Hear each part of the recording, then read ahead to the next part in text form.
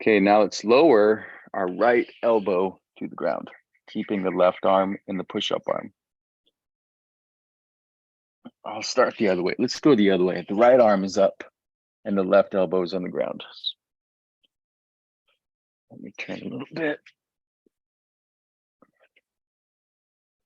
Okay.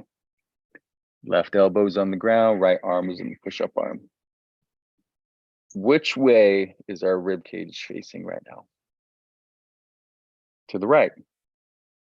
Let's emphasize that. Or you sink the left elbow, then press the right hand for ground expansion. So the right anchor point, you ground expand, the left anchor point, you sink. So you emphasize the right rotation of the rib cage. Now the right scapula does not slide towards the spine here. Does not slide yet. We're going to do that in a second, but keep it further away. Now slide the scapula towards the spine with the right hand. So the right hand pushes into the ground and it helps move the scapula.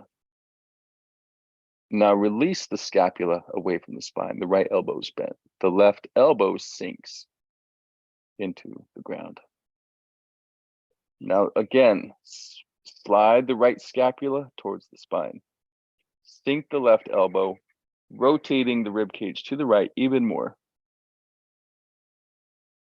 Your eye gaze is looking at the same level as the elbow, but in front of the elbow, and then release the right scapula.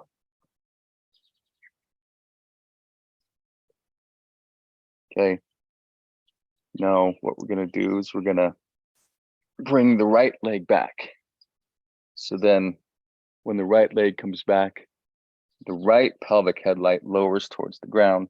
So then the pelvis rotates to the left, and then our core rib cage is rotating to the right. So lower the right headlight towards the ground, and then lift the right side of your ribs up towards the sky.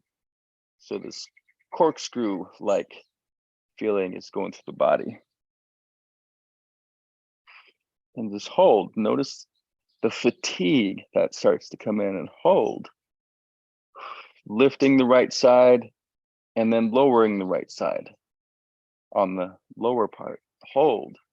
10, 9, 8, 7, 6, 5, 4, 3, 2, 1. Bring the knee back up and then walk yourself all the way up into the kneel sitting.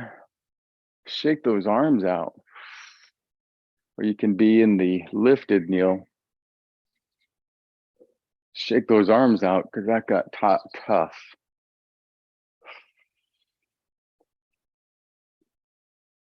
All right. Go back down into our elbows. Then our left hand comes back into the push-up arm. Note which way is our rib cage facing now? To the left. Let's emphasize that. So the right elbow anchor point, we sink. So let the right elbow sink. The left hand anchor point, ground expand. Push into the ground. Sink the right, ground expand the left. Rotate the head so it looks off to the left. Knit the ribs slightly so you're not dipping the ribs forward. And now rotate the rib cage to the left. Feel the right elbow sinking, ground expanding through the left hand. Now squeeze the left shoulder blade. Rotate the ribs to the left. Unsqueeze the scapula and the shoulder blade. Rotate the pelvis into a 12 o'clock slightly so we're not in the lumbar curve too much. But we don't want a flat lumbar curve either. We want that neutral curve. And now slide the left scapula towards the spine. Sinking the right elbow, ground expanding the left, pressing the left hand into the ground, sliding the left scapula away from the spine, sinking that right side. Okay, now let's bring the left leg back. Lowering the left pelvic headlight towards the ground. So the pelvis points off to the right a little bit, but the rib cage is off to the left. So we have that corkscrew feeling. Straighten out the left leg. Don't let the left knee drop a little bit. Make sure it's nice and locked.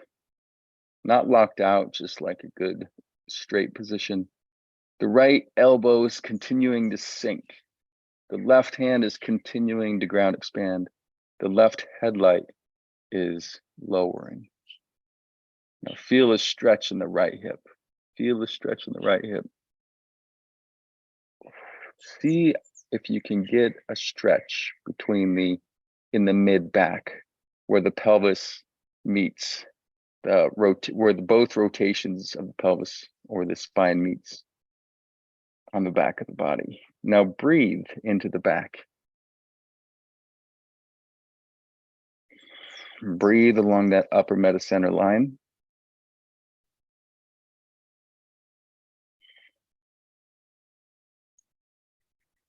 And then slowly bring the left knee all the way back up.